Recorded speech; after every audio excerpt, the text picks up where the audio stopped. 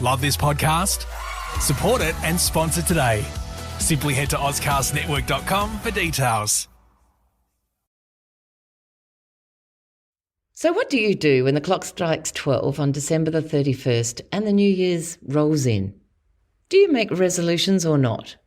If you make resolutions, do you ever achieve them? Can our New Year's resolutions actually lead us to feelings of failure? New Year's Eve can be a highlight of the holiday season, and it's a time that's often best enjoyed when surrounded by friends, family and festivity.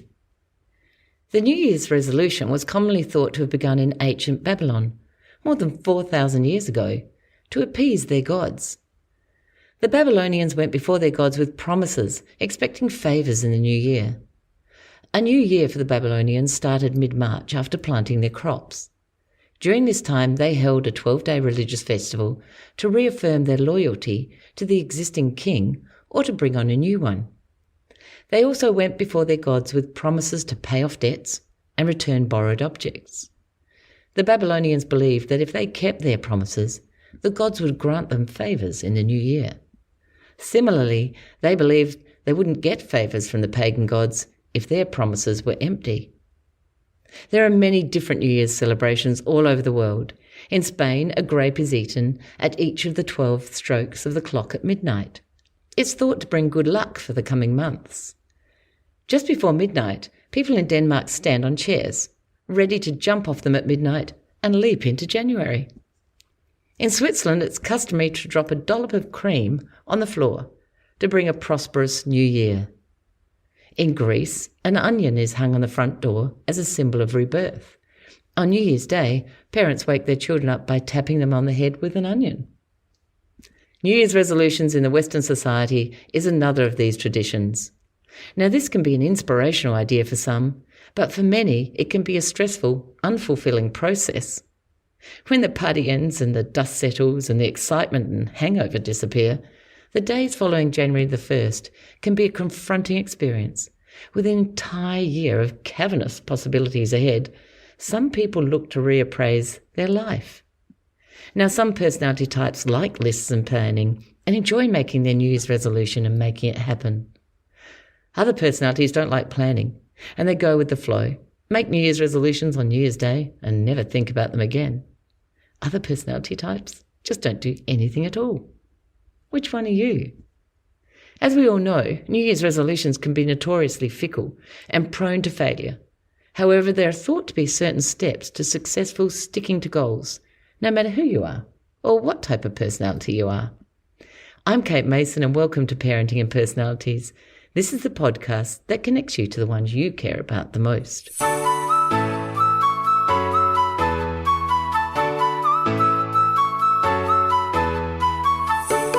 Today we're talking to Tracy Noon. Tracy's joined me on a previous podcast, Coaching or Advice. Be careful what you're saying. Tracy is a very successful businesswoman with over 20 years' experience as a senior executive in international companies. She's known for her expertise in coaching C-suite executives and board directors facing complex challenges. She's also one of my closest friends, and we've spent many New Years together in our childhood. Today, she and I are going to look at how to best achieve your intentions in 2022, whether they're your New Year's resolutions or just goals to kickstart the new year. Let's start today's discussion by looking at our personality types and what it might look for each of us, as we're aware that type does play a part in our goal setting. So Tracy, you're an INFJ. So can you tell me about how you set goals for yourself and put them into practice related to your personality type? Yeah, sure, Kate. So as an INFJ, what I find with goal setting is that the N and the J come to the fore, so the intuitive judger, and that probably the introvert and the feeler are less relevant. They're still there. But so when I set goals, first of all, the judger loves having goals, having a plan. Nothing makes me happier than to have a plan. I need to have a plan to kind of have a level of comfort, and that's in all aspects of life. But my plans tend to be fairly intuitive. So they tend to be big picture. What I need is a destination rather than a map detailing the exact road and route for getting there. So I just need to know where I'm going and I give myself a time frame for getting there. And then I'm more relaxed about how the details of getting there unfold, rather than needing everything to be completely nailed down. Does that make sense? Yes, it does. Can you give us an example? Just say a trip or a plan or something that you might plan. Well, okay, I'll give you an example of my garden. I bought a house 4 years ago and the garden was basically non-existent, just some overgrown trees and scrappy shrubs. But I straight away had a vision, that's the intuitive part, of how I wanted the garden to be. And the vision was about it being lush and tranquil. So it wasn't about what plants I was going to put into it, where the pathways were going to go. It was how it was going to feel.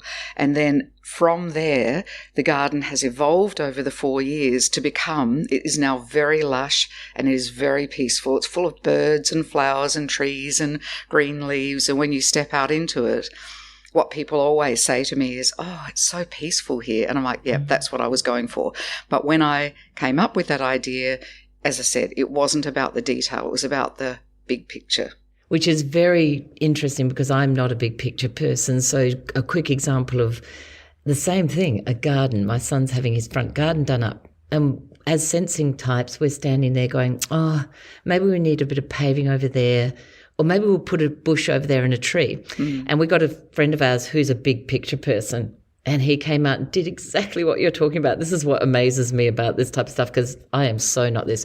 And he stood in the garden. He said, you need a glade of trees over here because that's going to create shade and it's going to create softness. And he said, and it'll feel really good and you need a path through here. And he designed the front garden and it looks amazing. It's actually been put into place right now. Whereas we would have done it piece by piece and not ended up with the right look because we didn't have an overall view. So if you're out there and you're a sensing type like we are, really important to get an intuitive to come in and give you a big picture view of anything that you do in life so you can see the end result. Yeah, I think that's really interesting, Kate, because one of the things that can happen for me is that I can get lost in the vision and fail to sometimes execute on the details because I will go walking in my garden and I'll spend an hour looking at stuff and dreaming. And in the meantime, I could have been going on with weeding or planting or, do you know what I mean? So how do you set goals? Like, I'm sure that yours must be really different from that. Oh, very, very, very different. So if I'm setting a goal, because I'm an extrovert, I'm an ESFP. Now, when I'm setting a goal, I need to talk through it because that's the most important thing for an extrovert is to get out of their head. And a lot of the time while I'm talking, I'll change my mind because as I talk, all the things I've been thinking about change a lot. So that once I've spoken it, though, often I find that the P preference comes in here. Often I just go, oh, good, well, I've talked about it now. I'll think about it and then I never put it into action because as a perceiving type, I have a lot of plans and goals that I love to do, but unless I've got a deadline sitting there or I'm kept accountable by somebody, I don't actually do anything. So for me, that long-term list making and that planning, where you look out to the future, I really struggle with it. It's one of my greatest struggles because I kind of see what's here and now and I see what I might be doing next week, but I can't visualize the whole year ahead and think what's my outcome going to be at the end of the year. And I know that the J part, the P and the J is so important in this. I just spoke to Cassie's boyfriend the other day and he's a J and he's mapped out the whole year of meetings and get-togethers for his organisation, the people that he's working with, for all of next year. And for me, that just does my head in. I look and I think, oh, how stressful to have your whole year mapped out. But I know that it's really important. Now, I also use my sensing preference. So the thing is about sensing is that you like the details. So you know how you're talking about not actually getting down to doing those details. I can get down to do those details, but often I don't have a big picture around them. So I get lost when I'm doing it. And I get lost in the detail of, oh my goodness, the tiny nitpicking detail that would blow your head up because you'd just be thinking, I can't believe Kate's thinking about all of that stuff. And a lot of the time too, being a feeling person, I take on everyone else's feelings and thoughts. So if people aren't happy with my plans when I make them, I change them because I'm quite perceiving, and I can go, oh, all right, well, if you don't feel like that, and actually that's a pain too, because sometimes things I really want to do, I will change for someone else. Which is a whole... it's a whole derailer then of your plans and your dreams and what you'd like to have. Whereas I find probably with the judging, even though without the sensing I can get lost in the visioning because I'm in the intuitive space, the judging part, which says I'd really like to have a plan, I like to know how I'm going to get this done, I can always come back to that. So what I tend to do in the sort of day-to-day thing, we'll go back to the garden example, is I will decide, right, today is going to be a weeding day, not a pruning day, not a planting day, not a fertilizing day, not a whatever else, watering day. Today is weeding. And I'll decide on a section of the garden. Right. And I go out, and that is what I do that day. Now, on the way, I will see things that need to be pruned. I will see things that I'll think, oh, lovely, I'll get all these other ideas, and off my visioning will go with those ideas. But I force myself back into that. Today I'm executing this, and until I've finished that, I'm not going to do anything else. So that's kind of how I build the discipline for myself to get things done when I start to lose my way. How do you step back when you feel like you're lost in the sensing and do you suddenly go, oh, I think I've become a bit lost, and where am I even going? Or what happens for you? No, it has to be a very deliberate process to realize that I am lost in the detail, and it has to be when I'm actually not achieving anything. And it's more so about, how you set a goal and you go out and you do that bit of garden.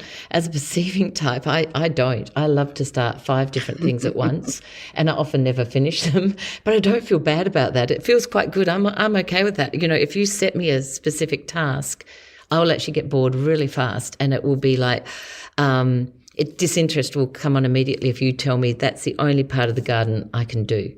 So for me, I'll start several different things and I won't always finish them, but that doesn't matter to me. I feel like I've started them. So the really different. Yeah, the finishing matters a huge amount to me. That's where I get my satisfaction. I said I was going to do that part of the garden. I've done that part of the garden. Big tick. And actually, Speaking of big tick, I'm a huge list maker. Yes. And I love to tick things off my list.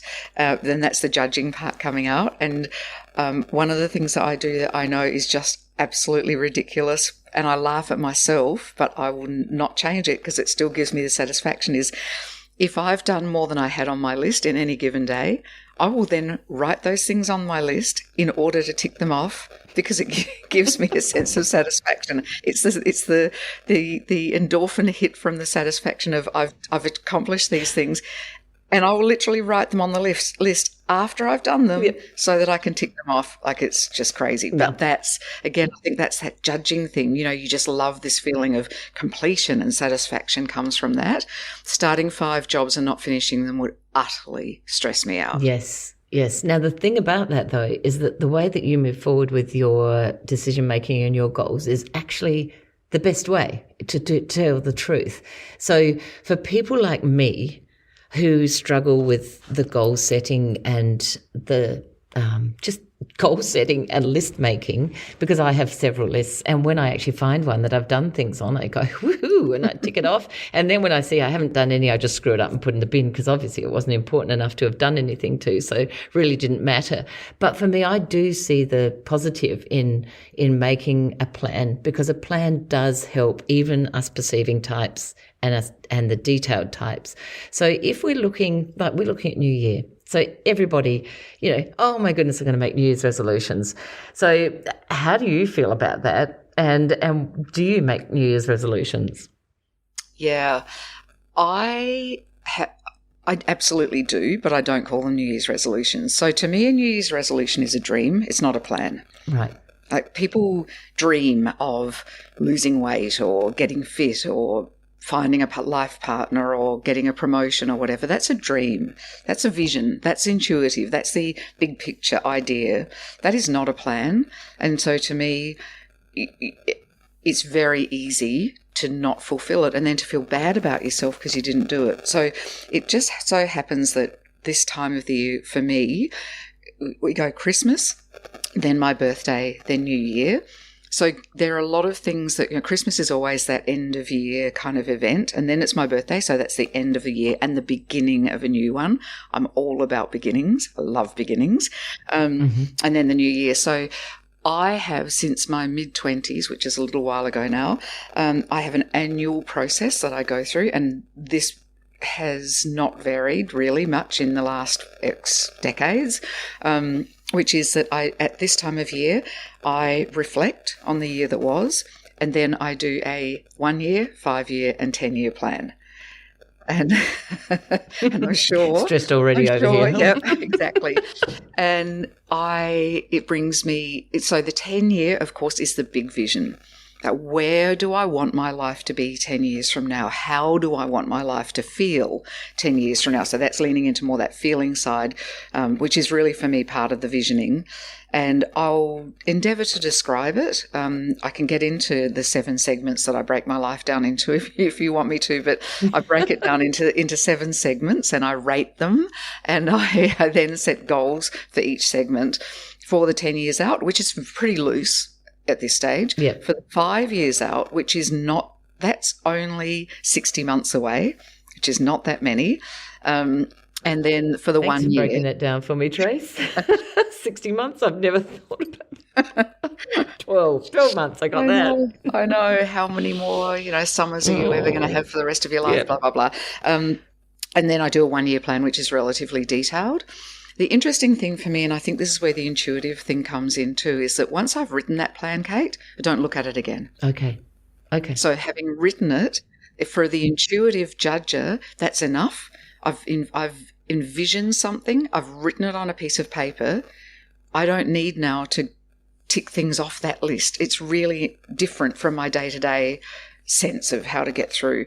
But what I will tend to find is if I find the piece of paper, because I'm really not interested in it once I've written it, if I happen to find it a year later or even 5 years later or 10 years later, I will find that I will have done the vast majority of things that I wrote down all that time ago. Yep. But for me, I think it's a bit like the garden. Once I've got the vision in my mind, once the destination is clear to me, then I find my path.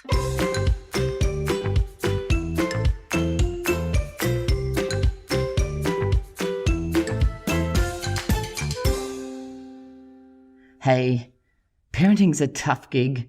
There are no rule books, just you and any well-meant advice, books that don't always hit the mark, and, well, maybe your well-meaning mother-in-law telling you what to do. No one knows your kid or you. Contact me and we'll find out how you can connect to your most important treasure. thepersonalitycoach.com.au.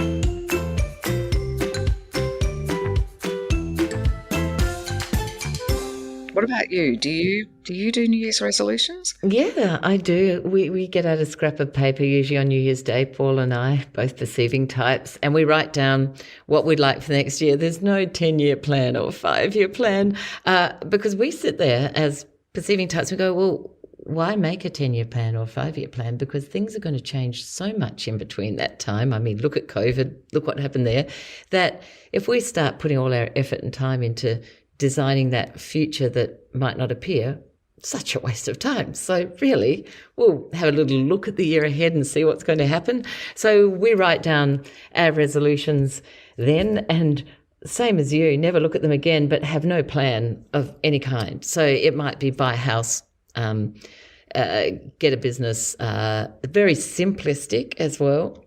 However, I am going to talk to you later on after the show about planning forward a little more in detail, because I realise that it does help. So if you're listening right now, I do think that I need to extend myself into putting down more goals moving forward, but only for a year, because it really actually stresses me, the 5-10 year plan stuff, and it doesn't motivate me to have set those plans. I think that's really important, Kate, because motivation is actually at the heart of how you achieve your plans. a person like you could write, as you said, a 1, 5 or 10 year plan for you that is A, not motivating, and B, it's actually stressful.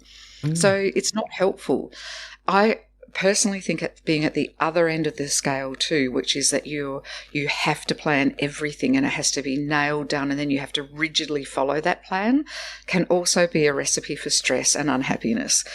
And so the key is to find the way of planning for you that is highly motivating. So for you, I would say it's a fairly loose plan. Yes. Would be motivating for you, where you can go off in all sorts of different directions and you've just got an idea in your head, and that's good enough. For other people, being more specific actually helps them not to feel stressed. But I think there's a line between being planful and being rigid. Yes. And being rigid can be stressful for you, and it can certainly be stressful for the people around you. And then there's a line between slack and planful. So I think you've got your True.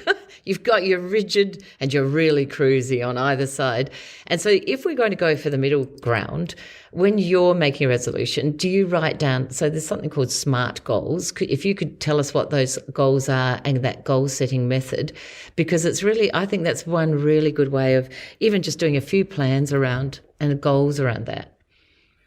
Yeah, SMART goals have been around for a long time, and it's really easy to Google if you're not familiar with them. But essentially it means writing a goal that is specific, so being really clear. Don't write a loose goal like I'd like to buy a new house. Be specific. I want a new house in, I don't know, this target range in terms of price, in this sort of area or suburb or whatever. Mm-hmm. And I'd like it to be modern, or I'd like it to be, so get specific about what you're hunting for, what you want to do. Make it measurable. So you've got things like a suburb, like a price range and so on, so that you can stick to that. You know how you're going to measure success. It needs to be achievable. That's the A in the SMART. So don't set yourself a goal that is beyond your reach, because, again, that's a recipe for stress and failure and demotivation. If you set yourself the best goals, you have to stretch for, you have to reach for. Otherwise, they're not very motivating either. If you know it's a doddle, that's not really a goal, that's just a doddle. So set something, but it needs to be achievable, because the satisfaction comes from striving and achieving. That brings you the satisfaction, and it also gives you the motivation to strive if it's achievable. The R is for realistic. So make sure that let's say you can afford a $500,000 house, it is not realistic to go searching for $1 million house, because you're going to set yourself up for failure. Either the bank's not going to lend you the money, or you're not going to be able to make the repayments. So make it realistic. And the final one is time bound. The T in SMART is time bound. So give yourself a time frame for doing whatever it is that you're setting out to do. Now, that method of SMART, setting a SMART goal, has been around, as I said, for a long time. What's kind of new and evolving in this space that helps with motivation is attaching feelings and emotions to your goal. So if the new way of writing a SMART goal is to write it as though it's already been achieved. So rather than something you're striving for, something that you did strive for and you've achieved it. So now you're looking back at what you've achieved. Now, that does force you into the 1 year from now or 2 years from now or however long it is. But let's say... Which is all right. That's just a stretch for me. I can do it. Let's say my goal is to lose 10 kilos, a very familiar one around this time of year. So you might say it's December the 31st, 2023. So now you're already in the future. It is that date. And I am feeling 2 words, proud and motivated, excited and fantastic. 2 emotional words about how you're feeling a year from now, because I have achieved my goal of, that's when you put down what your SMART goal was. And then you can say, because I've achieved this goal, my life is different. Because I've achieved this goal of losing 10 kilos, I feel much more energetic, and I'm able to run around with the kids and keep up with them. So you describe how your life is different, and then you do one more feeling thing, and so I feel renewed. Yep. Or, again, you use an emotional word. So you build your emotion, your feelings around the SMART goal. And what happens then is that you've attached, we actually tend to do the things that we feel emotionally attached to. So if you can describe something that you want to achieve, and you can describe the emotions you're going to feel when you have achieved it, it's quite motivating. That adds the layer of motivation.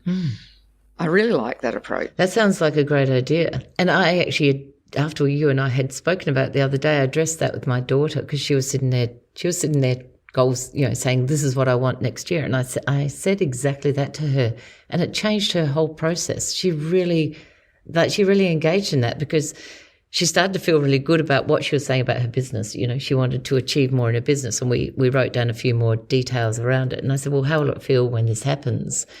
And the description of how it felt was really good. You could see her light up. She went, oh, really fantastic. More money to buy clothes. But it was a really great reaction. So I can actually see that. That is a really great thing to do. So people that are listening, even though sometimes these things can be a challenge, because I know we're all different personalities and we're really different people. So everybody listening is going to have different ways of doing things. But the actual feeling part of it, I think, was a really great way to start, because it does actually make you feel good. Yeah. And feeling that you have already achieved something also makes it feel more achievable. Right. So it helps on two levels with the motivation, the emotional attachment to what you're envisioning your future could look like, and also this sense of self-efficacy, like I can do this. It gives you that sense of I've got this. I can do hard things. I can achieve, because you've pictured a future where you have achieved it. Instead of going, I've tried before to lose 10 kilos and every time I fail. So it quietens down that voice. It gives you as I said, a sense of I can do this. So if we're going to tell people about New Year's resolutions, what do we tell them, do you reckon? Do we say make them? Or do we say set a goal somewhere around that time, or just people make goals as the time goes on during the year? Well, I probably can't help myself when I hear that people are making New Year's resolutions. I say, I can't help it. I'll go into tell me about that. And then I'll tend to ask questions, that help them to think it through, without kind of saying to them, well, have you written it down? Is it SMART? Did you attach emotions to it? I'll just sort of ask questions that help them to think that through if they haven't already, or I just butt out and I let them go their merry way. Probably depends on the context and the person, but you can help other people to think things through, as you did with Cass, with her goal. Yep. So really, if people are saying, oh my goodness, I need to make New Year's resolution goals, well, really you don't. You don't have to. You can make a goal and inspire yourself at any time and motivate yourself. You just need to use the right processes, really, don't you? And work out who you are as a person, because you and I, both knowing ourselves, we know how to set our goals for ourselves and not put ourselves under stress, and understand the person that we are when we're goal setting. So it's really valuable to actually get in touch with who you are as a person as well when you're making these goals, and understanding, and not looking at someone else and going, oh, they're amazing. They manage to get their goals done all the time because they do this and this, and yet you're not that person. So yeah, it's very important to understand who we are too. Absolutely. And recognising and accepting that everybody is different in the way they set goals. Most important thing, and especially if you have children or adult children or children themselves and partners, that no one's the same as you. We're all really unique.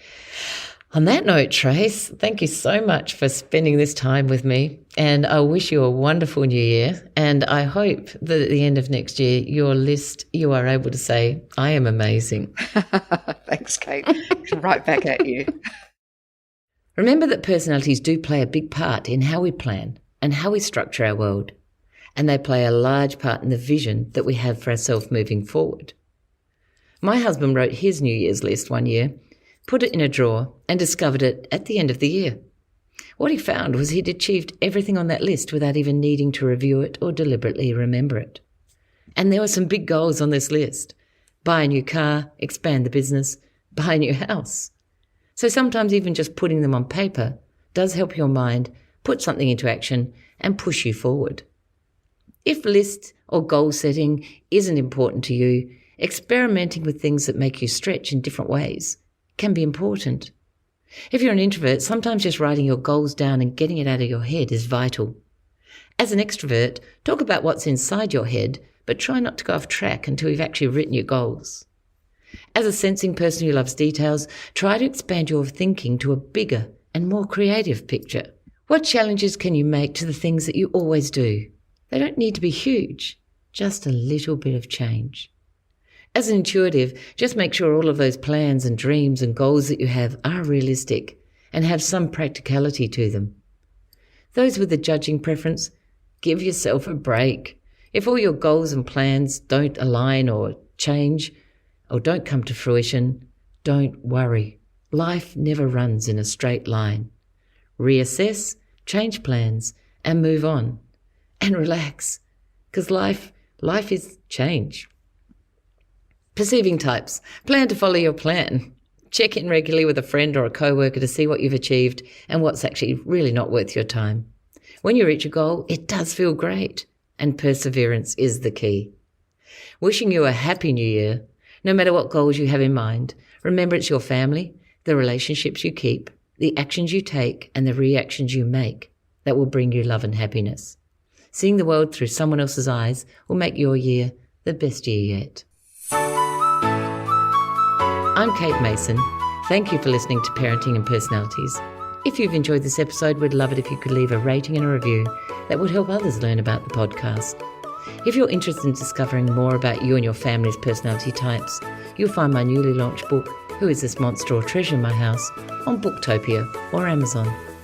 If you have an episode idea, please send a note to thepersonalitycoach@gmail.com. Many thanks to our producers at Stories and Strategies. And more than anything else, please share this episode with one friend. Thanks, and I'll see you next time.